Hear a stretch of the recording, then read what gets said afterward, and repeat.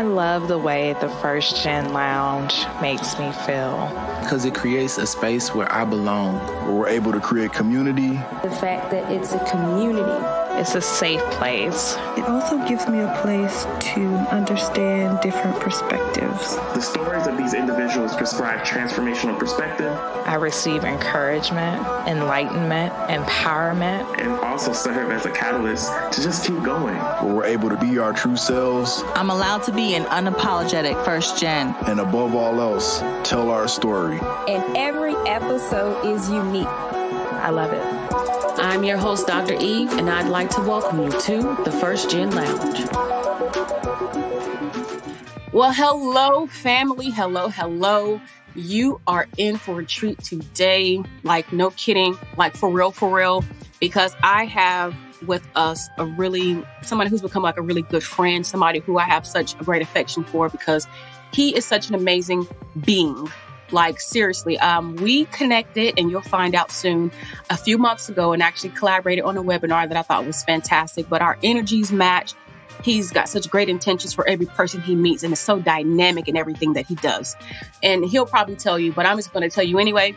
He's an introvert, which is probably going to shock you when you hear him, turned international speaker, which I'm like, what? I would have never thought. But Oscar Garcia. Hello, friend. I am so glad to finally have you on the show. I love it. Thank you so much, E, for having me. I actually have been looking forward to receiving your invitation. Secretly, I'd be like, oh my gosh, maybe one day she will. Look. So thank you. Thank you so much. Oh gosh, thank you so much. You know, just again, for just being such a great person. I'm not going to say it's hard to meet great people. I dare not speak that, but it's nice to find, to meet, to connect with very genuine people. And, you know, for you who's listening, we've only ever connected online. Yeah. And I feel like I've known you for years, but it's just who you are as a person. And then again, your intention to compassionately help people and to authentically network. And it's so easy to be drawn to you. But Oscar, please tell everybody who you are and all of the amazing things you've done and are doing now. Thank you. Thank you so much again, Lee, for having me here on this amazing podcast. An opportunity for you to encourage and help so many people out there. But a little bit about my background. So this month, October, it will be 5 years that I founded Aspida Consulting. And I actually have been working as the head of the local Chamber of Commerce for almost 7 years. And prior to that, I worked in the tech industry for 12 years, 5 different startups. I mean, I'm in Silicon Valley, so, you know, a lot of us, that's what we do. And I got that bug. But when I started my company, the truth is, I just wanted to do something different. I had really no idea what I wanted to do. I started off doing a 1-year consulting gig, contract gig at LinkedIn, doing community relations work. And it was during that time that I started solidifying sort of my plans, my ideas, and what I wanted to do. And towards the tail end of my contract at LinkedIn, I did a free workshop. I had no idea what I was going to do. It was on basic LinkedIn training at a local library. And I realized that I really enjoyed doing that. And so not only am I the founder, but I'm also the CEO. But more specifically, I refer to myself as Chief Empowerment Officer of Aspida Consulting. And my goal is to empower others so opportunities come to them. I love it. I know you know I love it, but I do. And then to hear you talk about it, and then it's like, let me just throw this in here. 12,000 people later, you're still going. So it's a happy anniversary too, because how big is it for you to make it this long and this far, and to think about the fact that you had no idea about what you were doing at first. You know, it just evolved with time. Yes, I feel blessed. I really do. I feel blessed because I am grateful. In fact, actually this morning, I did a post on LinkedIn about my views of being independent versus being interdependent. And see, in our society, we strive to be independent. And obviously, as the owner of my company, I am independent. Like, I can decide whether or not I want to do this podcast, whether I would just want to take the day off or whatever it is that I want to do. But the reality is that in order for me to have this independence, I need to depend or be interdependent on my team, on people like yourself, my network, people that refer business to me. And so I cherish my independence. I am grateful for being interdependent. Absolutely. Absolutely. I agree 100% on that. And I'm glad you have shared that perspective, because we can't forget, no matter what situation we're in, that community matters. Very much. And what I really love about what you've even said is to be interdependent, to work together, but then to realize that your freedom, your independence is tied to having that understanding. Because while we as entrepreneurs can very well love those things, I can take off today, I can sleep in late, I can, do what I want to do. And I love that. That's the part I really love. But I also recognize that I can't do it all alone. And being able to bring in a team of people to support my work has actually helped me exponentially. But letting go of the control too, and seeing that you are blessing others by allowing them to work in their strengths and help you. And it just goes on, because we are all connected. We are all connected. So I am with that. But so interesting that you mentioned the LinkedIn piece, because that's the part that's got me most intrigued about your work. LinkedIn is still one of the, I think, new kids on the block in a way for those who haven't jumped on. But especially for professionals, we get it. We love it. I love LinkedIn. It's my favorite social media platform, particularly because when you connect with people, there's already an understanding that we're here to build our professional network. Yes. Versus getting a random DM in an inbox on Instagram. But either way it goes. So join my list now. I mean, it's not that you don't get it on LinkedIn, but it's already an understanding that, that we're here to do business and we're here to help each other and be supportive. So just with that, I would love for you to talk to us about harnessing the power of LinkedIn, especially now, especially with us having moved into this virtual space, and just things that maybe we should know to continue to build ourselves as professionals, as entrepreneurs, as people of color, even through this amazing platform, because again, it's my favorite. Yeah.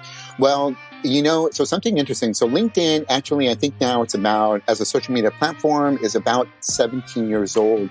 So it's been around for a while. What's happened though with LinkedIn is when you look at the social media platforms, LinkedIn tends to be a little slower in terms of adapting some of the new features that we sometimes see on other platforms.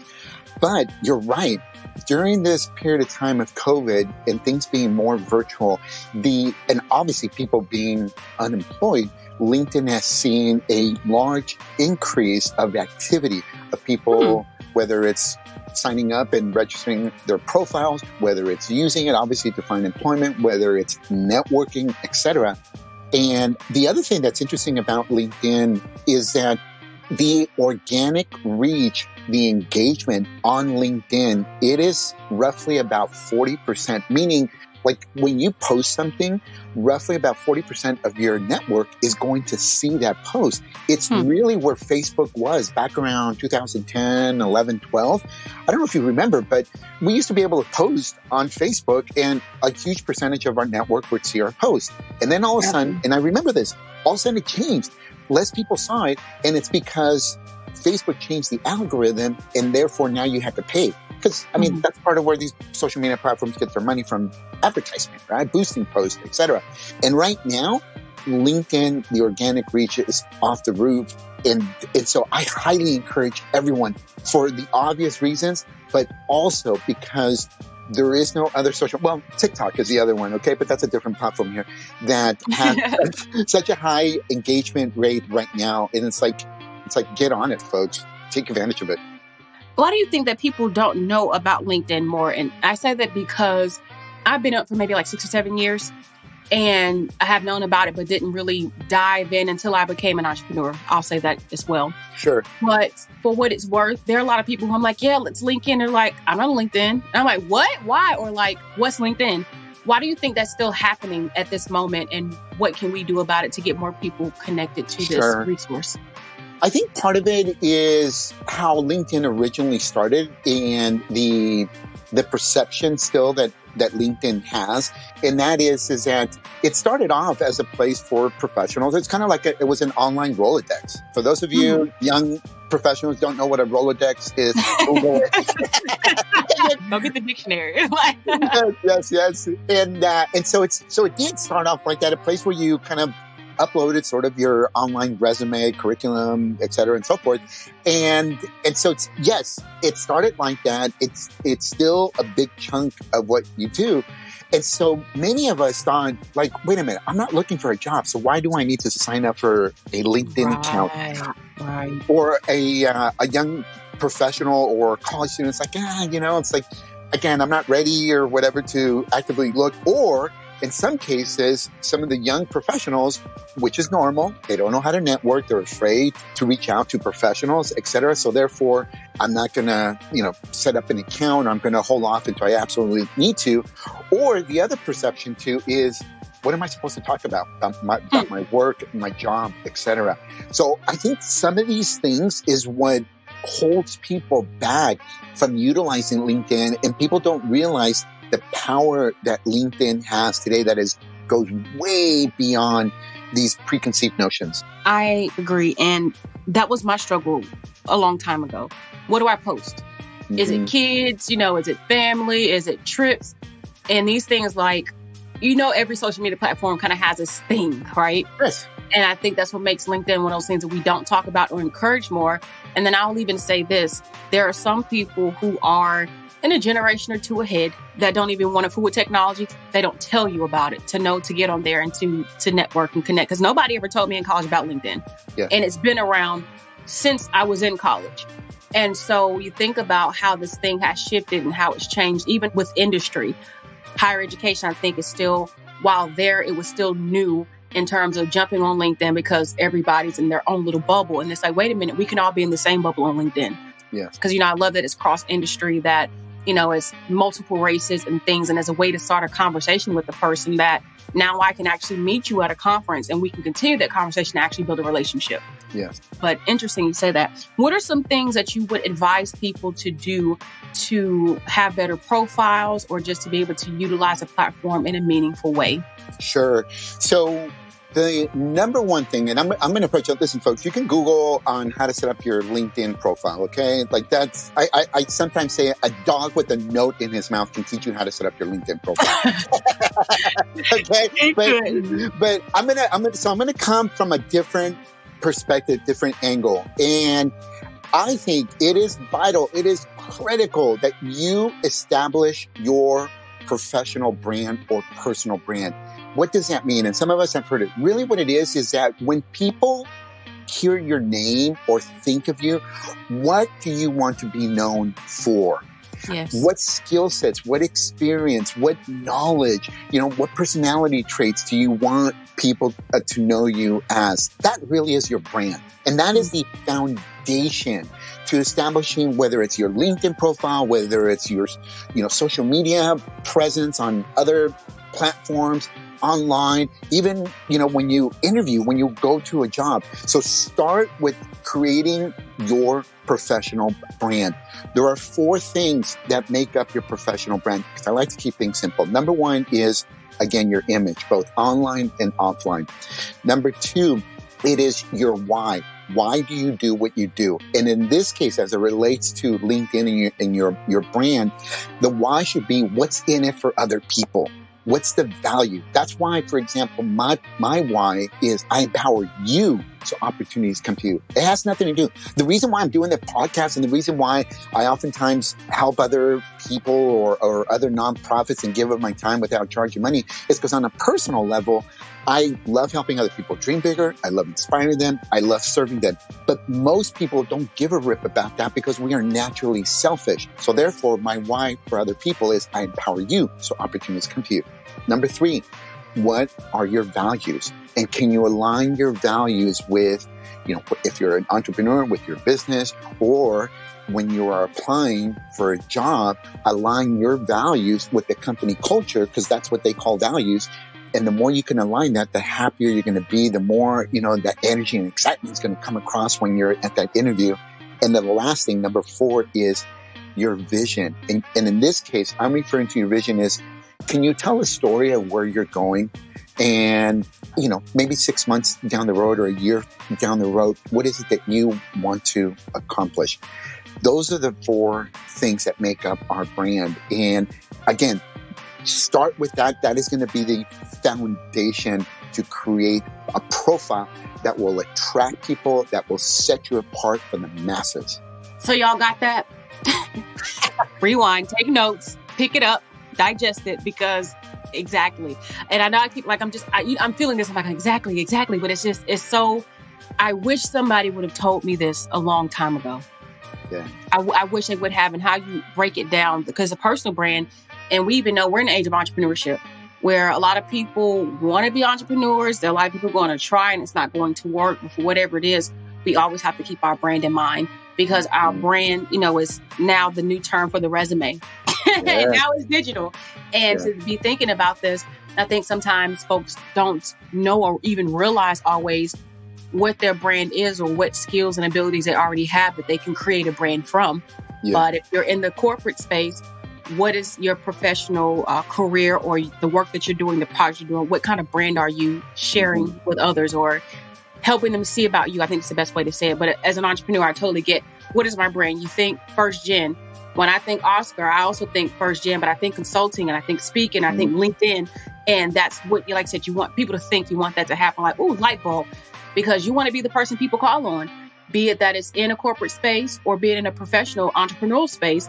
You want to be top of mind. And that's what the brand does. Kind of like Nike or Duke's mayonnaise or anything else. You go to the store and pay a few cents more because you know what you're getting. So that's like I'm saying, like, I don't know what I'm getting with the generic brand. I'll try it, but I know I'm going to get this. So that's really funny. Just think about it. Are you Duke's mayonnaise or the other stuff? But Oscar, and even thinking about just, LinkedIn in terms of with students and organizations, what would you say organizations, especially institutions of higher education, need to know about helping their students get on LinkedIn, and ways that you even support these entities and being able to get people on board and hip to the game? Because you can't be without LinkedIn these days. That's what I keep preaching to folks, but maybe they'll listen to you. So for staff that are at universities, colleges, universities, whether it's career counselors or just quite frankly, anyone that is interacting with students, what I tell these folks is that practice what you are teaching students to do. And so set up your LinkedIn profile. You don't have to be a power user. I'm not saying that you need to be a power user. Of course not. But at least have some understanding of networking, adding to your, expanding your network. Why? Because first of all, I get sometimes some staff at universities say, well, again, I'm not on LinkedIn because, I'm tenured or I'm this or that, or I'm not looking. I'm like, okay, listen, Fred, you're missing the point here, okay? Because you as a professor or as an administrator, you have a tremendous network. You have worked so hard to build that credibility, that trust in your discipline, and people listen to you. So therefore, if you were to at least have a LinkedIn profile and add to your network, now you can be a better resource to students, any students. But let's just talk about first-gen students. We're at a disadvantage because oftentimes we don't have that network. And if Professor Fred over here is on LinkedIn and has a strong network, well, guess what? Now Professor Fred can make an introduction via LinkedIn to someone in his network that opens the door to me. So that's one reason. The other reason is, again, practicing what we preach. It blows my mind. Like, some of these staff people have been doing their jobs, and bless their souls, okay? I'm not here like harping on them in a negative way, but the last time they applied for a job was maybe 15, 20 years ago when Monster.com was around. Or the first way of the internet, okay? And they haven't applied anymore. And now there's new tools, new techniques. And let's not, forget right now this pandemic here where things are virtual. And it's like there's a different way. And they keep teaching old way in a new way of doing things. And I feel bad because, again, going back to first-gen students, who do we go to? Who do we trust? These staff people, these career counselors, and sadly, sometimes they're giving us tips that are not effective tips. They worked 20 years ago. They don't work in 2020. Well, I didn't have to say it. The OG did. I did check it on your site. I was like, oh, I like this. The only OG, the Oscar Garcia. But I like that. And then, just thinking about the fact that you have been able to share this same knowledge with Stanford, I saw, and San Francisco University, was it? Yes. So you're not just talking, you walk the walk, you've worked at LinkedIn. And again, for students in this digital age, this virtual age where we are COVIDed out, but having to harness the power of being virtual and establishing very organic but very authentic relationships, that we have to be on LinkedIn. Like I said, how else are you going to find a job? And something I like about LinkedIn is being able to check somebody out before I connect with them. Yes. So, I mean, a good example is even how you and I connected. I was able to get an idea of your experience without having to dig through a random Facebook page or an Instagram page that wasn't relatable. And I was okay with you reaching out because I understood we're on LinkedIn. We're here to connect. We're here to network. Why else, would I be on this platform? So it's even the perception of what's expected. Again, every social media platform has its own kind of thing that goes on. And for LinkedIn, it's just powerful. Like I wish I knew as a student myself how to make the most of something like this rather than Monster.com. And I'm surprised you didn't bring up Indeed, and Craigslist. So it's like, I was around during that time. Man. What you're bringing up here, another thing about how you can use LinkedIn to, look up people and understand more about their background, experience, and so forth. One of the areas where we can also look on someone's profile to really get an understanding of who they are. The obvious one is obviously their actual profile, work experience, et cetera, and so forth, volunteer work, accomplishments, and so forth. But I also like to go to the activity tab on people's profile, because LinkedIn shows you all activity, meaning like every time I like something or I commented, you can also see there's a tab that says post. And on that, you're going to see if I'm active on LinkedIn, and if I am, what type of post am I posting about? What am I talking about? And there's some other ones, but those particular two are really important because it gives people an insight as to what is important to me.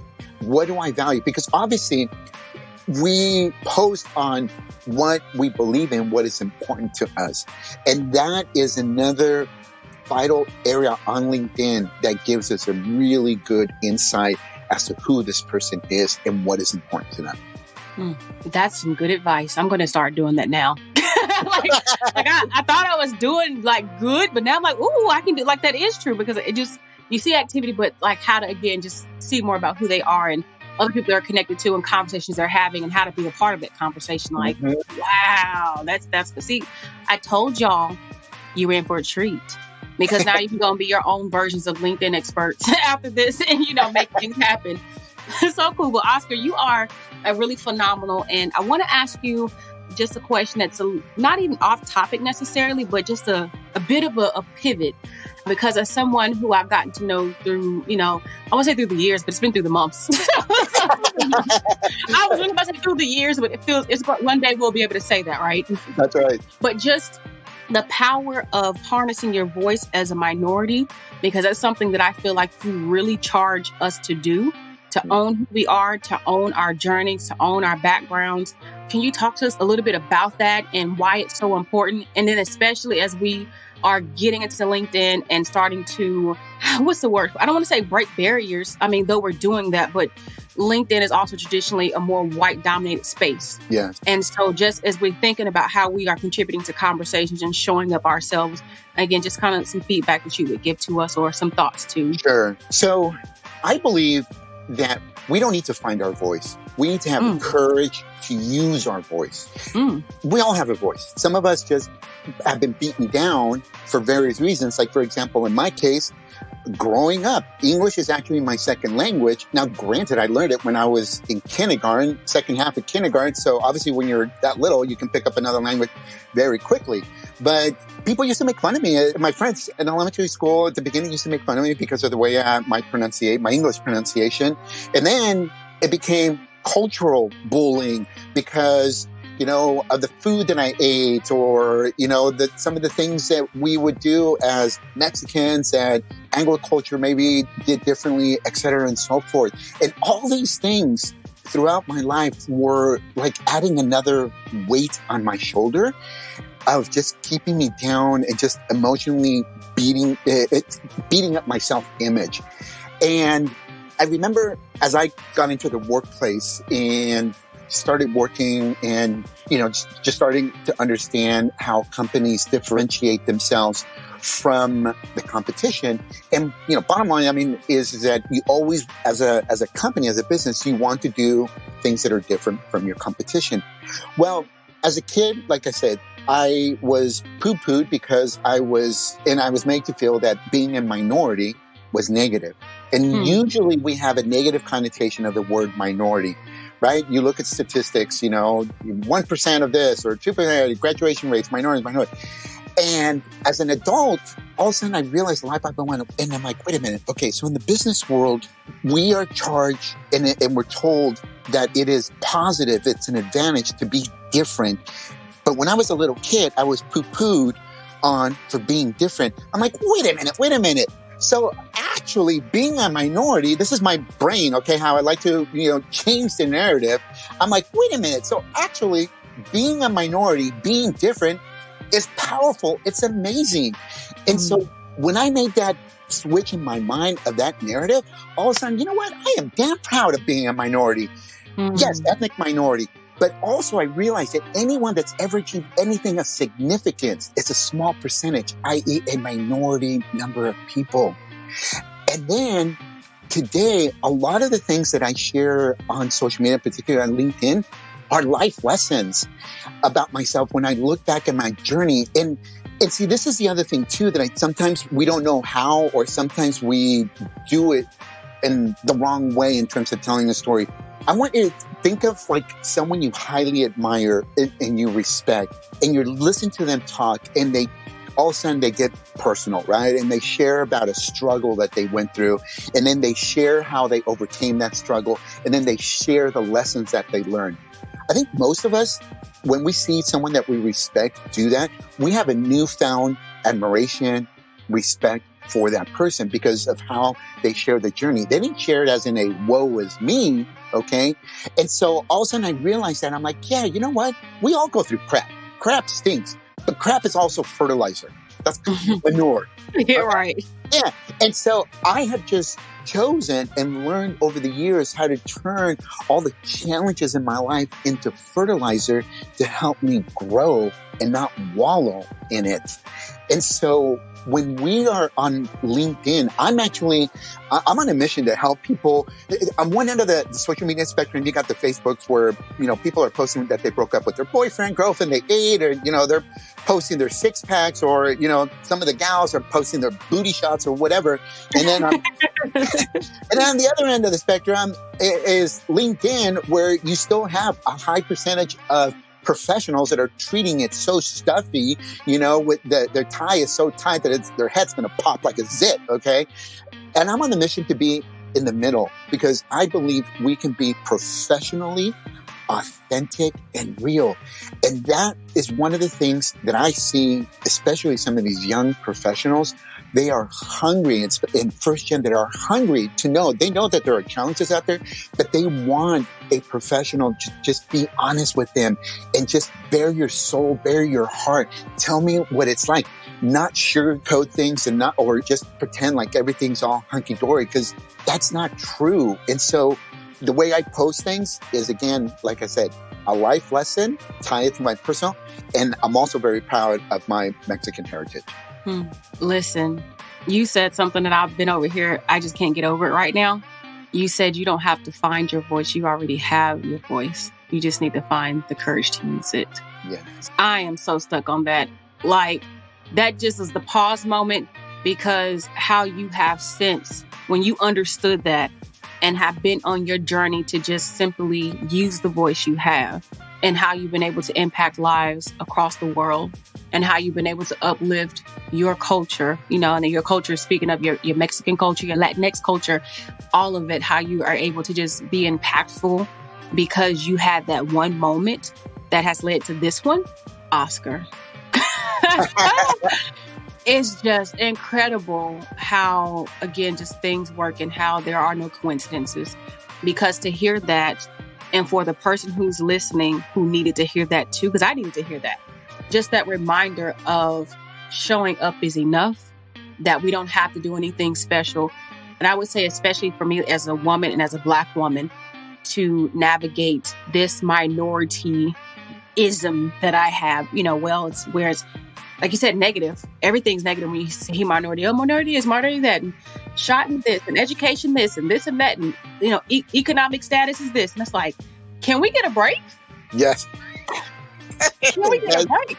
But for you to just say to show up, but even not just that, to show up. And I know something that you and I had talked about prior is how you've even, thought about the strength you have in being bilingual and being able to help people, in the Latinx community and still train in Spanish and do things to have a even further reach just by even tapping into who you are as a person and helping uplift your people. We all have that charge to our communities in one way or another to do that, I believe. And that community could be, all the text messages I'm getting, a political community. Thousands of text messages, a political community, a academic community, be it that it's ethnicity, that is social class, whatever it is. I think we all have a role in how we shape the world around us. And so, gosh, man, I told y'all he was amazing, didn't I? Take it. Just receive this love, Oscar. Just receive it. No, thank you, Eve. You said something. You reminded me of something about a month ago. I was on a webinar for my alma mater, UC Berkeley, and it is a program that encourages women to pursue the field of STEM. And it's a student-run program. The class meets once a week, and they bring different speakers, and they have other assignments. So anyways, in this particular webinar that I was on, or panel that I was on, the students were kind of being a little quiet. Introverts, typically the stereotype, of people that are in tech, right? And I can relate there. You've been there. Yeah, you're right. I can totally relate to them because, my natural personality is an introvert. But they weren't asking a lot of questions. And this one particular student leader was asking some questions, and she proceeded to ask me another question, and then she stopped herself. She said, oh, no. You know what? I'm going to give someone else a chance to ask a question. And I said to her, excuse me. I said, go ahead and ask your question. I said, because first of all, you're not interrupting anyone. Hardly anyone's asking a question. And I said, here's the thing. The reason why I want you to go ahead and ask that question and not apologize that you have a question and you're going to ask is because years down the road, you're going to be in a boardroom with a bunch of male testosterone. And I don't want you to say, I'm going to wait to ask my question and give someone else, because what you have to say is important. So go ahead and ask your question. Man, how powerful is that? Especially coming from a man. Now, it's one thing to hear from a woman and it's powerful, but here's the point I'm trying to make. Even in you being a man and acknowledging to this woman that she has the right to speak, empowered her in her womanhood. I had a friend, a mentor a few years ago back. He said to me, who am I to hold you back? As a Black man, it's a part of my role to uplift you, because I'm not supposed to hinder you. And if I can't help you, I'm supposed to get out the way. And to think about her hearing this when she's probably never even heard it. And because we fall into these roles, these gender roles that society gives us, that she didn't think it was okay to use her voice, not have one, but to use it. And for her to get that and to see that and to be able to go into spaces with that power, even with that assurance of who she is necessary. So thank you for acknowledging even your role in empowering women. And who knows who she's going to empower next, or how she's going to be in a professional space and act because of what she knows now that she'd never been given permission to do before. Like, some people don't ask for permission, but sometimes it's just to hear it, right? Because a general sense of things, while we are, as women, we have always been incredible. Don't get me wrong, we're always been incredible. But to think that, when I come to the table, even like you and I, Oscar, it's you and myself. It's not about you being a Mexican male and me being a Black female. It's about us, or Mexican man, Mexican woman. Let me get it together. But it's definitely about us coming together, having ideas, having education, having experiences, and saying, what can we do for the greater good together? Because something you said to me, wow, actually you said it months ago. You said, people should see this. We should make this common, that people of different backgrounds and genders are working together and doing things, that it shouldn't be something that is that's interesting. It should be common. Yeah. It should be normal. And how you actively work toward inclusion and how you work toward empowering everybody that you meet is just incredible to witness. And I think a lot of people, especially those who hear this, please tell somebody about Oscar, because at the end of the day, your heart's in it, but it's in a way that's true to who you are. But then it hits the human spirit in a way that's not just the ABC version of how do we do diversity and inclusion, but how do you put people as people? How do you make people? Yes. Yeah, but look, you just take me there. You just take me there. So look, I am at a point where I don't want to wrap up, but I know we need to. Because we can do forever. Yes, yeah, we can. We just hit it off. And, wow. But, at this point, Oscar, is there anything that you want to leave us with? A thought, a quote, just something for us to marinate on for the rest of our lives? This is something too that I think a lot about, and it goes back to the idea of being a minority, how it tends to have this negative connotation, but it also transcends across ethnicities, gender, age, and so forth. And that is it. I want to tell anyone that listens to this podcast, don't aim to impress others. Inspire them through your imperfections. We are all imperfect, folks. I mean, if I could see you, if I had eyeballs through the podcast, you would see my imperfections, okay? And number two, I would see yours. So we're even. And again, it goes back to how do we connect with people? I used to try to connect intellectually, by letting you know how smart I was and trying to prove my point. And what I realized is that the best way to connect with people, the best way to develop long-term relationships, even connecting with people virtually like even I, is connect with the person's heart first. And we do that by being vulnerable and sharing our imperfections. That's a word. Y'all got some gems today.